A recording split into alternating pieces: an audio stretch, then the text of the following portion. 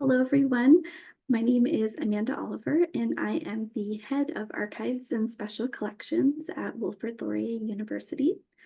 Laurier Archives and Special Collections holds a vast collection of university records, archival material, and rare books, with collecting emphasis on the history of Wilfrid Laurier University, the environmental conservation movement in Canada, the Evangelical Lutheran Church in Canada, and Canadian music. We are located on the first floor of the Laurier Library, and we are open to the public. Laurier Archives and Special Collections annually hosts a spring lecture on a topic related to our holdings.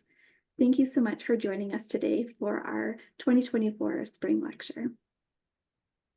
I would like to acknowledge that Wilfrid Laurier University and its campuses are located on the shared traditional territory of the Neutral, Anishinaabe, and Haudenosaunee peoples.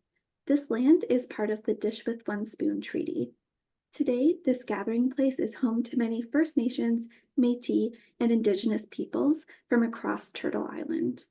Acknowledging them reminds us of our important connection to the land where we live, learn, and work. We recognize, honor, and respect these nations as the traditional stewards of the lands and waters on which Laurier is now present. I encourage you to consider the traditional lands you are joining us from today. Before I introduce our speaker, I would like to go over a few Zoom housekeeping items. You are muted and your video is turned off.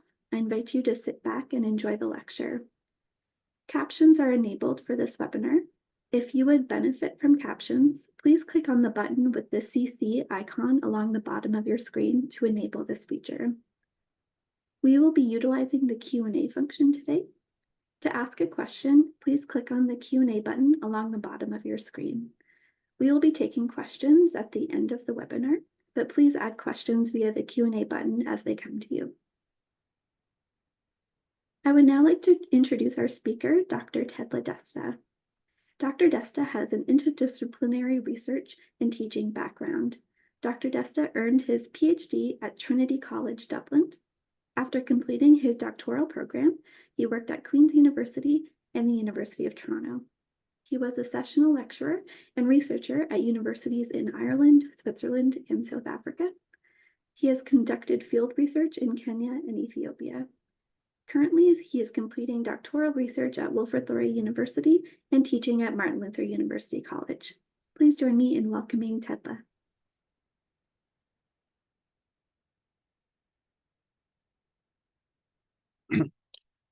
Thanks so much, Amanda. Good afternoon. I would like to start with land acknowledgement first. So Wilfrid Laurier, we're located on the traditional territory of the Haudenosaunee, Anishinaabe, and Neutral peoples. And I'm grateful for this opportunity to live and work on this land. I would also like to give you a heads up that some of the content in this presentation might be disturbing for some of you, as you'll encounter or hear events or practices in the history of the university that might be re-traumatizing or somewhat unsettling.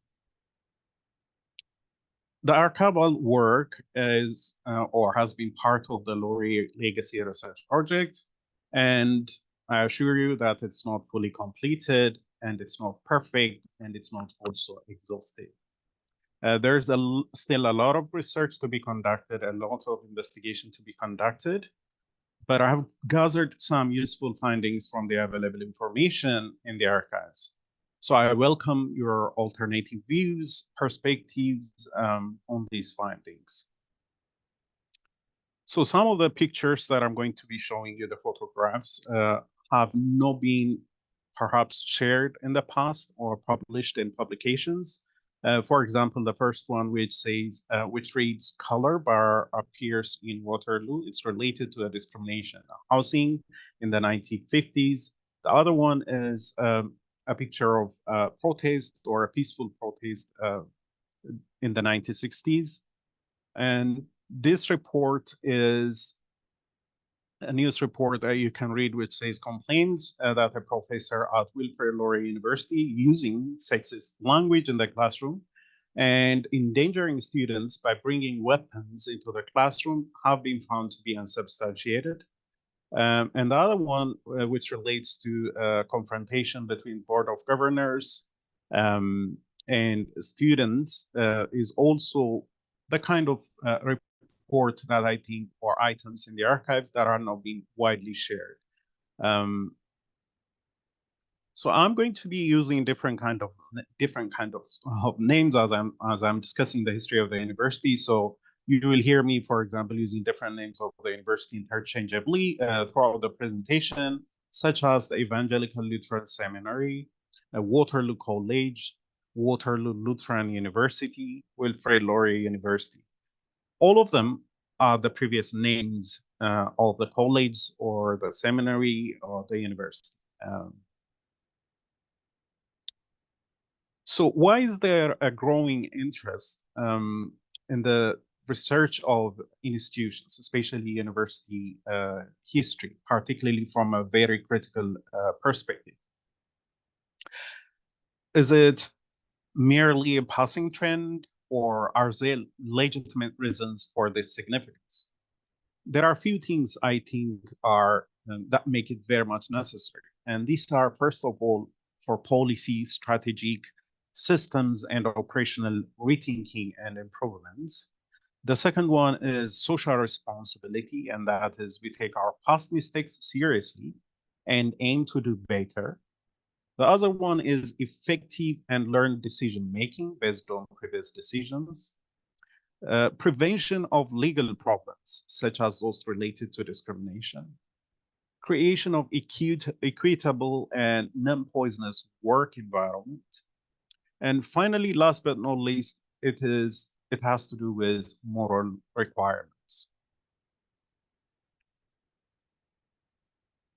So like I said earlier or in the past, it is now becoming very much common across universities in the Western world to conduct critical self-investigation of their histories. Some of the contemporary institutional research studies relate to University of Wisconsin-Madison, which conducted archival research. Hopkins Retrospective conducted archival and multimedia research. The City of Edinburgh and the university, Harvard University, and the University of Cambridge are among many that have conducted critical institutional self-investigation and are currently also conducting self-investigation. The university of this same university we're in at the moment, Laurier also conducted different types of institutional research and published the history of the university. Some of them, as you can see here, are leadership and purpose toward an Indigenous Lutheran ministry in Canada, Luther, a photographic history, By Phase We Walk, a pictorial history of Waterloo Lutheran Seminary, and other publications. These institutional history publications primarily focused on celebrating or more of a hagiographic and eulogy of the institution's past, and have extensively used archival records of the university. So these secondary materials, the publications, the books, are adorned with many old photographs and records from the past, but none of them contain any photograph of a BIPOC student or a faculty member or a staff member, or even fleetingly mention our existence in the university's evolution. They were underrepresented, suppressed, and invisibilized histories of the university, which was what I have attempted to unveil during this work. So I believe that they lacked content regarding BIPOC students, faculty members, as well as women, and relationship of the university's land with indigenous communities or the previous inhabitants, or how these underrepresented shapers of the university lived or existed in the university. The founding institution and the founding days of the university extensively were highlighted in this book. and the contributions of cisgender male white founders and their successors were also the core of these books. But the institutional history, I believe, is beyond that. And that's what I'm trying to highlight.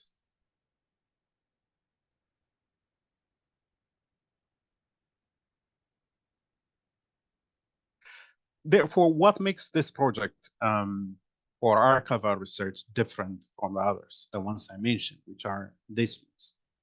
So specifically, I searched for untold history, the untold history of the institutional trajectory of the university. I searched for stories and histories of isms such as ableism, as classism, racism, and the like, and the opposite of the isms, which is the inclusion history, success, positive resistance stories in the university's history. I researched underrepresented or invisibilized members of the university, some of whom I will be highlighting here. And finally, I made an attempt to answer, or in this presentation, I'll discuss who, why, and how the archive can make improvements in terms of decolonial research, decolonial approach, in relation to archives. So I'd like to begin by sharing the most important book that I read while working on this project, and it's this book. It is Craig Stephen Miller's Ebony, Ivy, Race, Slavery, and the Troubled History of America's Universities. It was published in 2013. This book is significant because it serves as a reference text for projects like this and has inspired numerous critical archival research projects worldwide. It provided me with valuable insights and inspiration on conducting critical research and framing a university's institutional history. His book cover reads many of America's revered colleges and universities, from Harvard, Yale, Princeton, to Rutgers, Williams, and the University of North Carolina, were drenched in the sweat, the tears, and sometimes the blood of people of color. And it's that segment of the institutional history that he focuses on his book, and many similar university research projects are also taking a similar kind of lens. So such was the history of most Western universities. Even indirectly, their institutional development involved the exploitation of historically marginalized communities such as indigenous and Black communities. And these communities were not admitted for decades or even a century. So let's come to the archives. So the Laurier Archives is located, as I mentioned earlier, on the first floor of the Laurier Library. And it has a reading room located on the same floor. And I have spent most of the past many months in this room. The archives and special collection holds approximately 1,647 linear meters of records, and approximately 95 linear meters of rare books. Of this 1,647 linear meters of records, around 40% of the collection is the university's records. It's also the official repository of the university. And also I reached out to other universities and also archives in the city, such as Kitchener Public Library, Graysmith Collection, Regional Waterloo Archives, City of Waterloo Museum, and the Multicultural History Society of Ontario. So what I did was mainly I searched for primary sources and also for secondary sources in the archives. So furthermore, when I was doing the research at Laurier, what I did was I thoroughly examined copies of the student yearbook, which is known as the Keystone.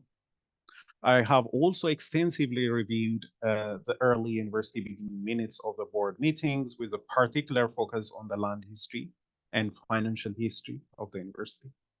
And the main newspapers that I consulted were the KW Record, also known as the Record, and the student newspaper, which is the Port, along with several other media outlets. So I began by categorizing or organizing a folder, which is called the Laurier Institutional History Collection. Within this folder, I created 4 main categories. And these were, I believed, missing from the mainstream institutional history books that we already have. So these are the land history, racism, history of racism in the university, and particularly with a focus on anti-Black racism, sexism and protests for activism in the university's history, and then finally, resistance and histories of inclusion. So this project is multidisciplinary, and intersectionality served as the overarching analytical framework. So first of all, I will try to illustrate these ongoing currents by providing examples from different historical periods in the university's history. So the first one is related to the land history of the university. So in the past, the key resource that was essential for establishing institutions was land. Now we have, we can establish universities or any institution online. So most universities were not virtual and were not founded online. They needed physical land and presence in order to exist. The land was primarily used for building offices, classrooms, administrative offices, sports grounds, and other essential facilities. What was not widely known is that universities also had lands located far from their main campuses, such as for endowment, investment, self-financing purposes. Until recently, the media and the academia did not critically assess how universities obtained their lands or how they used them. So the historiographic publications about this university launched the narration from 1911. That's when the seminary was established by the Lutheran community in Waterloo. However, these books say nothing about the indigenous people, the land, and their interrelationships with the development of these institutions. Indigenous people are invisible in these books. The few publications that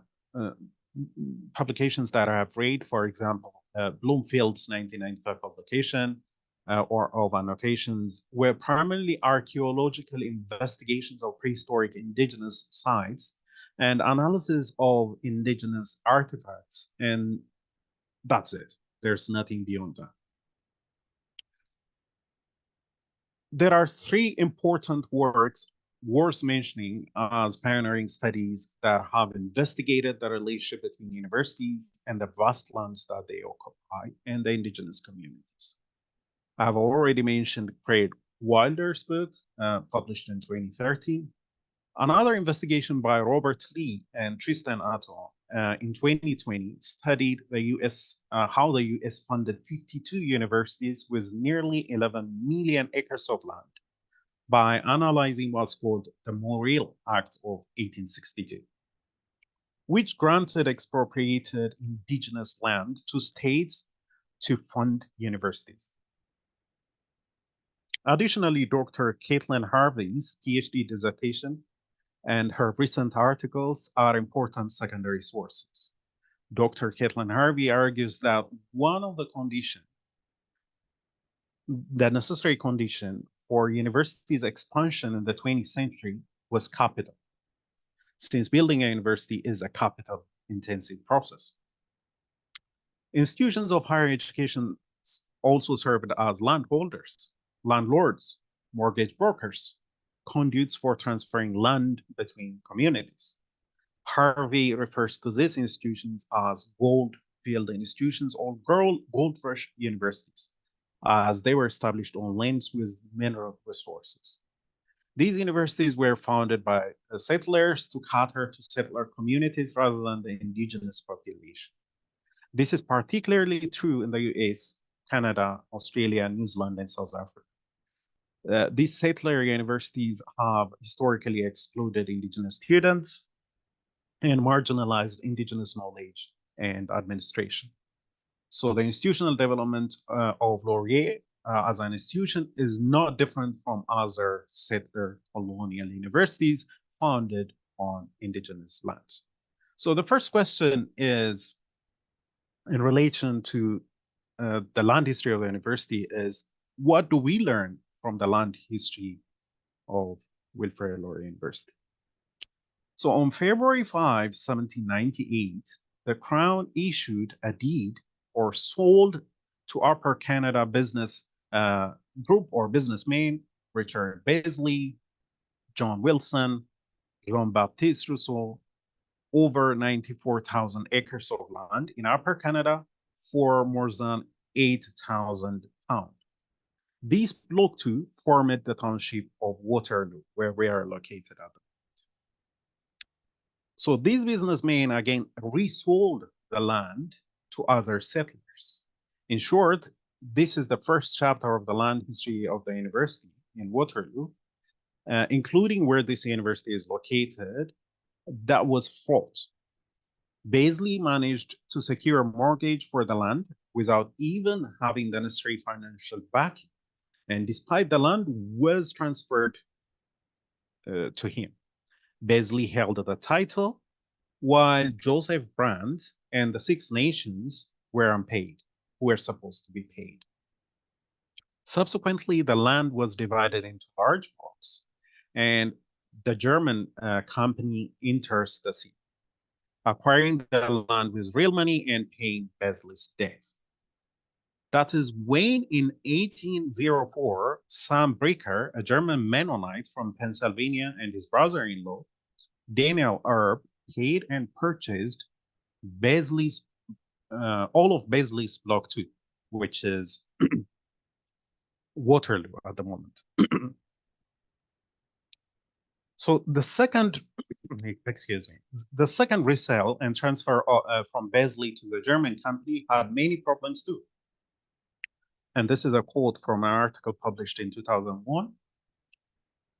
Pennsylvania Mennonites obtained a crown grant for 60,000 acres in this block number 2 on June 29, 1805. The money that they paid for this crown grant was supposed to have been held in trust for the use and benefit of the Six Nations, but it was not. The Six Nations currently are seeking an accounting from the Crown of their land sales proceeds, including lands purchased by Mennonites in Block number 2. To date, Canada and Ontario have failed to provide this accounting. The money from the fund was entrusted to Colonel William Close, and it was to be used to support the Haudenosaunee people. This land is where the university rests, dispossessed, improperly surrendered, and with unresolved claims and court appeals. The seminary that laid the foundation for Laurier and the University of Waterloo was established without the consent of indigenous communities. However, some learning occurred when the Brantford campus was established in 1999. A letter written by Chief Wellington Stats of the Six Nations on May 13, 1998, indicates that the Six Nations Council supported the idea of a university in Brantford and would work with the city of Brantford to set up long-term goals. Although Waterloo's main university, with its controversial history of land transfer, and was founded on indigenous lands, where indigenous people have lived for over 12,000 years, it only started offering a program in indigenous studies in 2006. It also established a one-year full-time Master of Social Work in Aboriginal Field Study program, and appointed a senior advisor on indigenous initiatives in 2011. That's a century after its founding. Please note that as of today, there is still no Black Studies program. So how did the Lutheran Synod that established the seminary obtain the land and the associated resources And was it a land grant university like the others, most universities out? And how did it fund its institutional development? So the first land was provided by the town. Waterloo provided 5 acres of land upon which stood a large two-family dwelling, which is known as the David property on Albert Street, and was purchased for $6,500, as were 2 additional acres for $618. The Board of Trade would underwrite that expense on very reasonable terms, and the Board of Trade provided a down payment of $1,000 for the house. The Synod would pay the mortgage on the house, but the 5-acre lot was a donation, according to Thompson 2011. A further loan was arranged to expand the land holdings towards King Street. The final note of approval was a letter from the General Council, German Conference of the Lutheran Church, meeting in Pennsylvania, which endorsed the new project as necessary for the true expansion of Lutheran Church in Ontario and the Western provinces. According to Harvey, just like the dominant Anglican institutions, Methodists, Wesleyans, and Lutheran Church, Old and New Presbyterians, Nonconformists, and others all attempted to build their own universities and have institutional and capital consolidation. Another professor, Professor Sharon Stein, on her book published in 2022, argues that beyond the training of pastors, these institutions had additional purposes and goals. That is, the European presence in the colonies was more about seizing lands and securing profits rather than religious conviction. Initially, to fund itself, the seminary was involved in European-style commercial farming. A business in partnership with a local farmer and investor, basically sharing the produce. And that's the picture that you see on the right-hand side, promoting the business of a business partner who was working with the seminary. And the other picture shows the accounts for the financial records of the seminary at that point, and the revenue and expenses. Now, the other dimension I wanted to research was, like I said, the underrepresented, the invisibilized members of the university. So my thematic analysis showed me that it was actually a university that was shaped by immigrants, by people and women. And I can explain that. So the November 1951 issue of the student newspaper, the Ford Weekly, featured a drawing on its cover that depicted lines connecting continents of the seminary, the college's entrance. The editor wrote, "It's only fitting, therefore, that the cover represents Waterloo College as the hub with the spokes radiating to the far-flung global points." Additionally, the newspaper asserted a student from outside the province is rare enough, but when they arrive in quantity from Venezuela, Germany, Nigeria, Liberia, and the West Indies, Kitchener-Waterloo locals are dumbfounded. The supposed first international or foreign students to arrive at Waterloo in 1951 were Leo Marche of Venezuela, was born in Singapore, Willy Fritz and Lushaka Betzloff of Germany, Mercy Okum or Okam of Nigeria, Faith Bensa of Liberia, was born in Ghana or Gold Coast as it was named there, and Neville Phillips of St. Vincent, West Indies.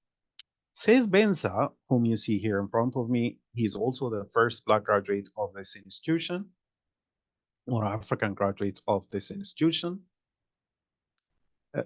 And Mercy Okum were very active, and in all the student yearbooks I reviewed, I can see them participating in many fraternities, societies, and clubs at Waterloo College. You can see they were well integrated. They even wrote articles for the Port Weekly, that's in the early 1950s. In an article that says contributed to the Port that was published in December 1951, he expressed appreciation for the warm-heartedness of the local community in Waterloo and concluded his piece by asking, "What I would like to know is, why are the people so warm-hearted while their climate is cold, so cold-hearted?" Ironically, according to many records and publications, these 5 students I already mentioned are considered to be the first immigrant or foreign or international students of the university, representing the beginning of its internationalization. The seminary, the college, and the subsequent institutions such as Laurier and University of Waterloo were actually the results of the contributions and the legacies of international and foreign students and faculty members from its inception. The only difference between the types of immigrant students who arrived in 1951 and those of the initial years, that's in 1911, is the framing or the discourse of who's Canadian, who is not, the countries of their origin, and their appearances. For example, Niels Wilson, the first graduate of the Evangelical Lutheran Seminary, the first registrar, and also the board governor, immigrated from Sweden. Wilfrid Laurier University's Wilson Hall is named after him in his honor. Reverend Ottomar Link, the first president of the seminary, immigrated from Germany. Kristen Laurie, the second president, immigrated to Waterloo from Pennsylvania, USA. Carol Herman Little, the dean and the president of the university and the seminary for many years, was born in North Carolina. Frank Cornelius Peters, president of Waterloo Lutheran University in the 1960s and early 70s, and later on Wilfrid Laurier University, was from Ukraine. William J. Willem, the president of Waterloo Lutheran University from 1961 to 1967, was born in Brooklyn, New York. Therefore, the foundation of this institution and its new institutional development, which created opportunities for thousands of scholars, staff, and students worldwide, was made possible by the contributions of immigrant international faculty members and students and presidents, administrators from day one.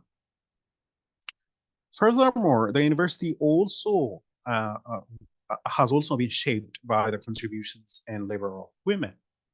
It would not be an overstatement to claim that the Women's Auxiliary is the team that allowed this university to survive during its tough times of financial crisis.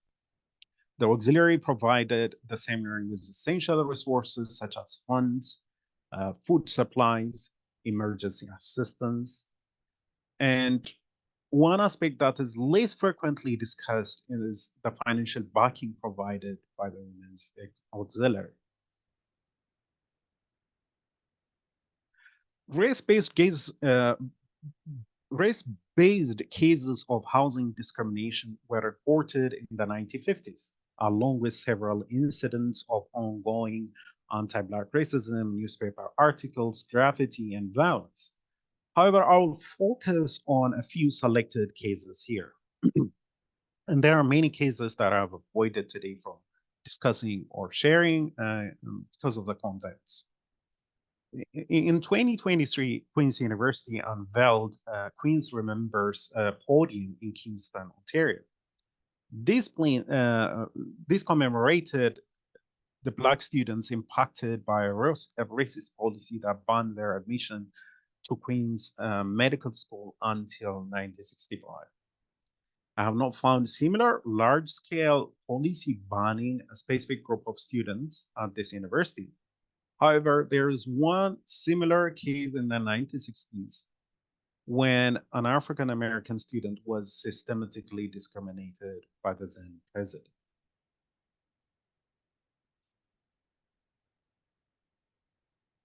There were several incidents on this campus since the 1950s that reflected the KKK or KKK style campus incidents, including photos in yearbooks. So, whether these acts were carried out by actual members of the Klan or as jokes by students, what matters most is understanding the impact that they had on Black, Jewish, racialized immigrant communities. The Klan symbolism, such as the letters, the ropes, the hood ceremonies, create violent and traumatic symbolism. Memories reinforces racial privilege and supremacy, and negatively affects the safety and mental well-being of the affected university communities. These actions serve to memorialize, mock, and perpetuate racism and suffering. It also raises concern about similar incidents that may have occurred but were not documented, published, or known to the broader public. What's truly shocking and detrimental is the lack of response, indifference, or failure to challenge these practices and incidents, and the cultural attitudes by the university leadership at the time.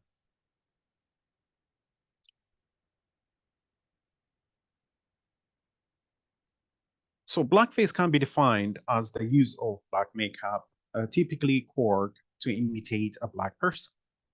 It originated in American minstrel theater and films where white actors portrayed characters such as Jim Crow, a popular minstrel character. These performances involved mocking enslavement through distorted and stereotypical portrayals of Black culture, appearance, clothing, beliefs, dance, language, and behavior. In Canada, blackface shows were not only a form of entertainment, but also used for fundraising purposes by various institutions, among which is universities, including Laurier. Significant amounts of money were raised from these shows, which supported campus communities. From 1949 to the 1960s, students from Waterloo College and later from Waterloo Lutheran University produced and performed minstrel shows for students, faculty, and the communities of Kitchener and Waterloo at various venues in the cities. It is essential to acknowledge and assess the financial income generated from blackface minstrel shows at these universities and how this income earned from or through the dehumanization of Black communities and students contributed to the university's financial and intellectual development. In the 1950s, admission fees for these kinds of shows ranged between $1 to $1.50, which is equivalent to 10 to 1920 Canadian dollars in 2024.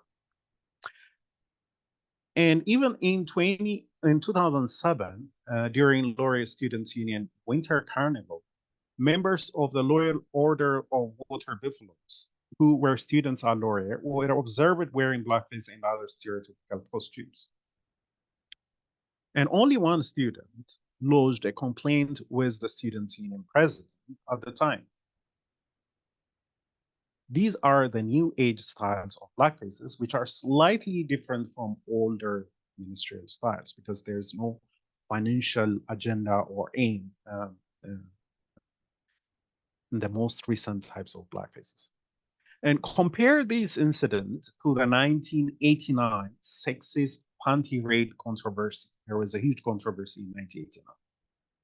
And the subsequent investigations and actions that were taken by the university.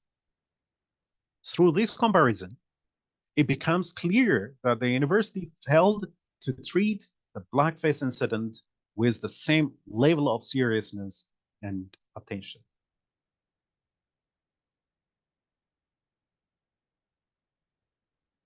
So universities are also spaces that embody resistance and inclusion. Last year, I shared with the university community the story of Rosalind Kaler, who you see here in front of you, who became the first African, also Black winner of the Waterloo Lutheran University's annual Winter Beauty Pageant, that is in 1964. These achievements held a great significance for the campus community, both symbolically and practically. What you see in her photograph, what you see is her photograph at the ceremony at the moment, but it had several implications. First of all, she was not chosen by the president or any influential person, but it was by the campus community, and they had taken so many kinds of criteria. So basically, one important contribution of this beauty pageant and her award, her winning, is the fact that it had changed or altered the Eurocentric standards of beauty. It's a process of decolonization. During the 1960s, the university was the center of anti-war and anti-apartheid protests, when students and faculty showed solidarity with marginalized people across the world.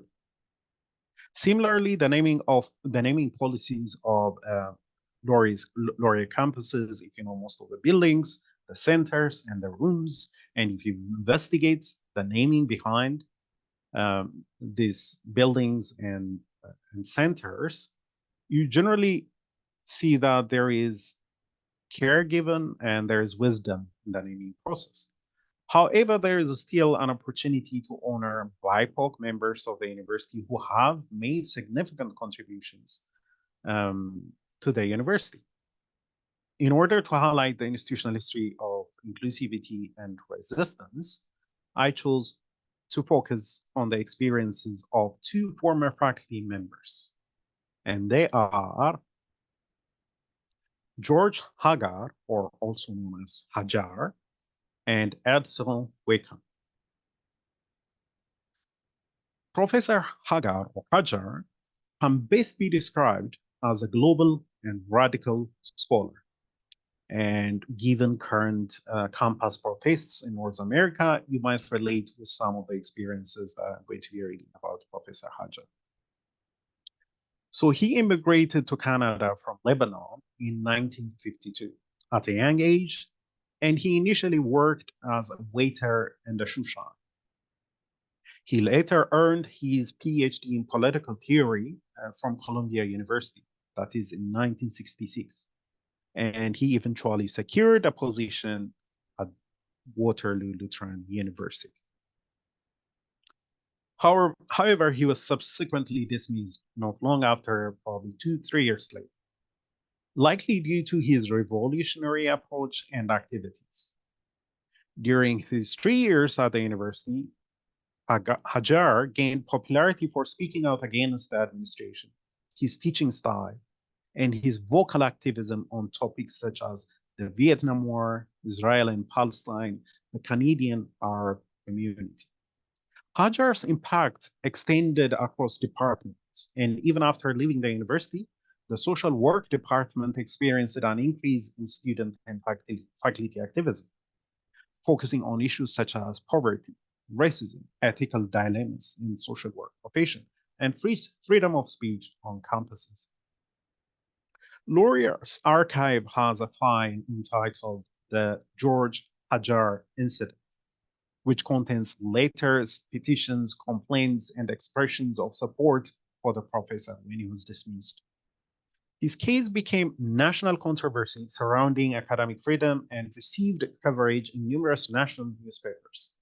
Support for Hajar came from various sources, including the court newspaper staff, faculty association presidents, students, CAUT, pastors, and churches in Ontario and Manitoba. However, despite all the efforts and pressure, the university remained steadfast in its decision. His story became not only a matter of radical scholarship, but also a question of institutional resistance and academic freedom. Hajar's case exemplifies how a single scholar can confront institutional power and resist it, as well as how an inclusive community consisting of university students, associations, publications, and external groups can show solidarity with the scholar and challenge the system and institutional practices. Now, Edsel Wickham. A year after Hajar was forced to leave amidst the national controversy surrounding his discrimination, as he called it himself, Waterloo Lutheran University hired the first Black professor, and that's Edsel Wickham. Edsel is originally from Barbados and joined the Faculty of Social Work in 1969 and served as an associate professor until his retirement in 1997. Successful 20 plus years service in this university. Wickham is not only notable as the first tenured Black professor, but he may have also been the first person of color president of Canadian Faculty Association. He was elected by the faculty to represent and be their voice. Wickham was initially elected president of Wilfrid Laurier University Faculty Association in 1983 and served until 1984. He was also the inaugural president of WOLFA when it transitioned to a union from 1989 to 1989, from 1988 to 1989. And he was re-elected to serve from 1989 to 1990. Bestowing this responsibility on Wickham during a time when there were very few racialized faculty members, and when the university was predominantly white, speaks volumes about the efforts of inclusion, resistance, and trustworthiness of Professor Wickham. Wickham enjoyed a successful and fulfilling career at the university. I consider Professor Hajar and Wickham's cases as instances of bottom-up resistance and practices of inclusion from the broader community. Now, I am going to be concluding, but before that, I want to make some suggestions and discussions. So the Laurier Legacy Research Project did not have the main objective of investigating the archives and providing recommendations to the library and archives. However, during my time with the excellent and very supportive team in the archives, I had the opportunity to observe that the archiving and the cataloging process may also want to hear some of my views. I believe that the findings of this project could be helpful in identifying areas where the archives can decolonize and bring itself to date with the current inclusivity and anti-oppression informed archival changes that are taking place globally. If the archives team wishes to carry out an EDI audit in the future, they can be rest assured that a portion of it has already been completed as part of this project. Based on my recent readings and the research I conducted, these are some of the improvements that would be helpful in improving the description, such as addition of lacking records, searchability, discoverability, critical cataloging, unbiased and diverse collection, and description in the archives. Presently, records concerning exclusion and anti-oppression issues are bundled together with other records, including those pertaining to George Hajar.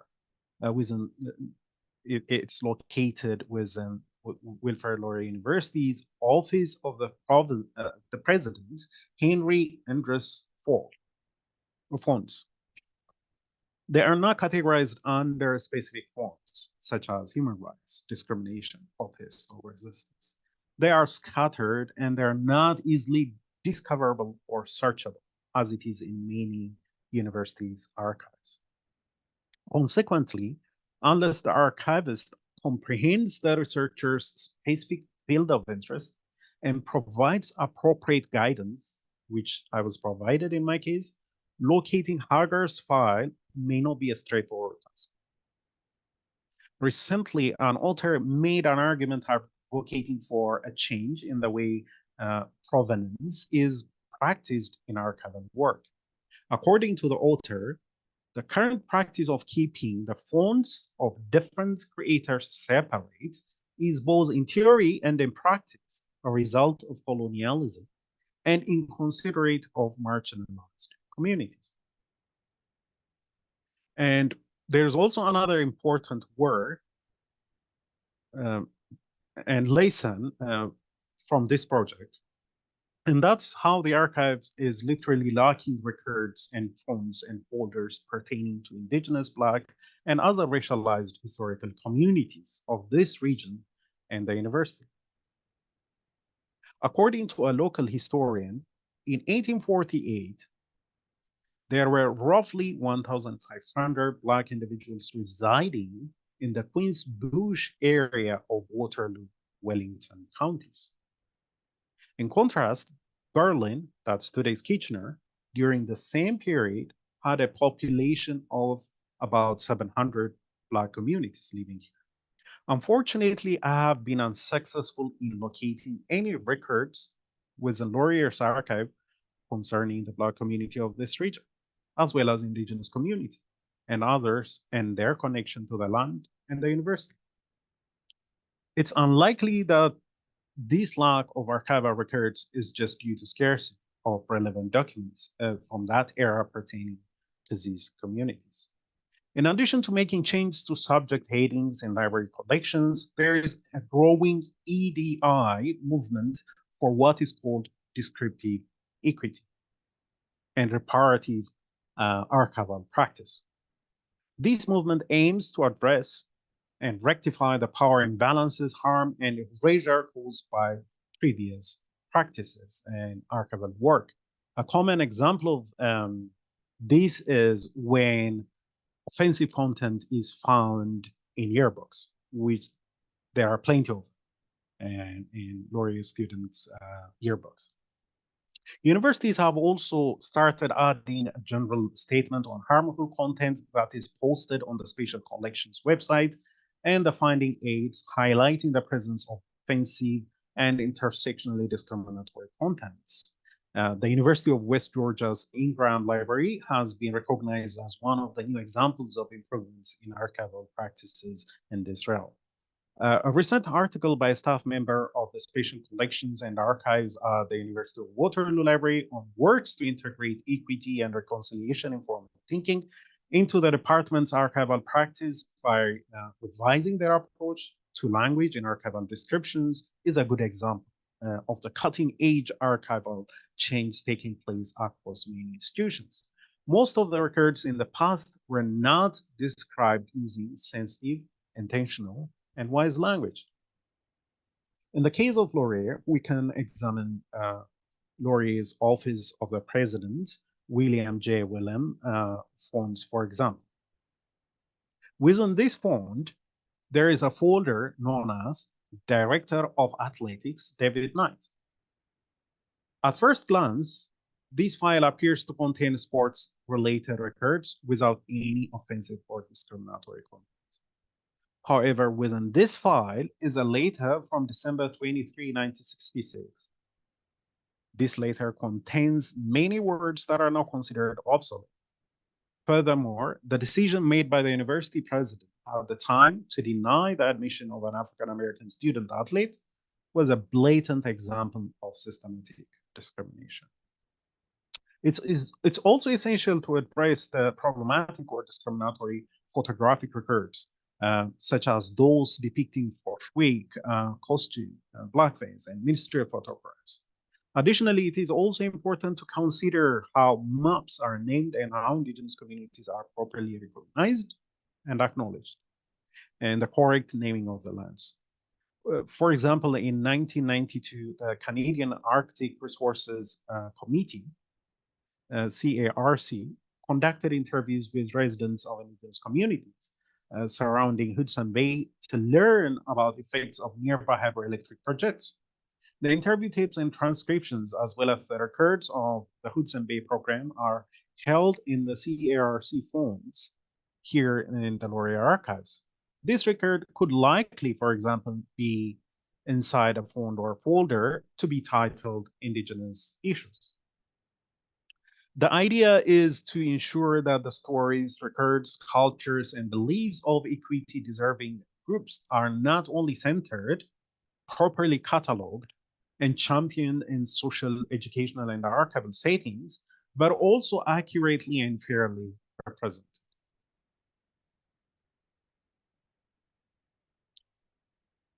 The way university archives collect, hold, and maintain records makes it look as if there was no oppression, racism, sexism, or none of the isms have ever occurred. Because the archives do not have an EDI lens and don't specifically collect, catalog, or describe them using that lens.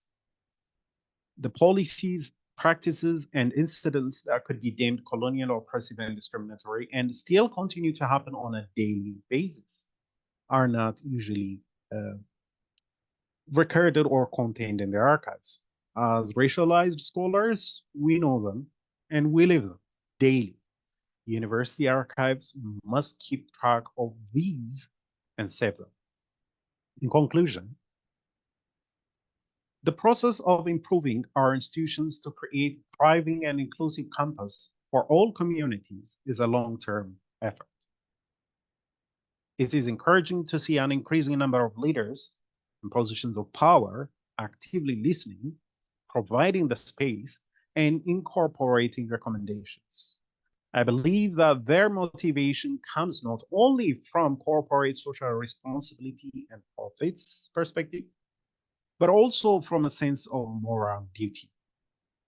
Ontario's universities, especially their student population, are experiencing significant demographic change and will continue to become more diverse in the next decade. As a result, it's crucial for all university stakeholders, including the library and the archives, to prepare for this reality by updating their systems, practices, culture, and communication. The current campus demographic pyramid is not viable. I want to express my gratitude to the entire archives team for their warmth, cultural humility, and competence. They made my time very productive. I was impressed by their professionalism and sensitivity as they provided me with honest content warnings and language disclaimers before granting me access to problematic records. They have also provided me with clarifications and contexts. This is highly appreciated. Thank you for listening. Thank you so much, Tedla. That was wonderful. I know we're very close to our time being over, but we do have a few questions in our Q&A here. So the first one is, are there any records of Roslyn Keller, Miss Waterloo Lutheran University since? Yeah, that's a very good question. And I have been continuously researching and wanted to learn a bit more about Rosalind, but it seems there were only a few newspaper articles related to her activities in the university, where she was part of various sports groups and teams. And there was also one incident where she was reported a year after her the award, where she was reported in a story that involved a discrimination. And so it was limited, but I will continuously hope to get and try my best to get more records. Thank you, Tedla. I would think we'll just answer one more question. First, what might be some effective ways to further and widely disseminate these archival materials in order to affect both local and regional EDI? And secondly, and beyond what you've mentioned, what is the present and future responsibility of the Wilfrid Laurier University community and other partners in affecting such change in education? Okay. I think I mentioned some of them at the end. The conclusion mentioned them indirectly, but The first step, I would say, is continuing such kinds of projects and work and embedding this kind of research, which is a different perspective in all the research that we do. And also listening is also the other part of the process. We might be preparing or producing articles and working, but if there's no audience to listen, it's fruitless. So we should all be prepared to listen and learn and sometimes unlearn. So it's a process of unlearning too. And I have seen that occurring, when I teach classes or even during the process of our presentations. And I think there are long-term and short-term goals and programs that the university should propose and plan, and those can be implemented gradually, and we can see the reform that we want to see. But like I said earlier, it's a long-term effort. Thank you. I'm getting many messages here thanking you for your wonderful presentation, Tedla. So thank you so much, and thank you for everyone, to everyone for joining us this afternoon. And I hope you have a wonderful rest of your day. Take Thank care, you. everyone.